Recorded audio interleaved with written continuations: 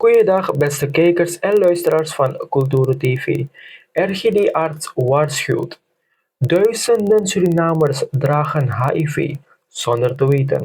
Aloysius Kunchbihari, arts bij de regionale gezondheidsdienst RGD, heeft dringend aandacht gevraagd voor de HIV-situatie in Suriname. Op basis van de meest recente cijfers van UNAIDS en het Nationale AIDS-programma NAP leefden er in 2024 naar schatting 7900 mensen met HIV in het land. Van dit aantal zijn slechts ongeveer 4200 personen bekend bij de gezondheidsinstanties. Dat betekent dat ongeveer 47% van de HIV-dragers hun status niet kennen.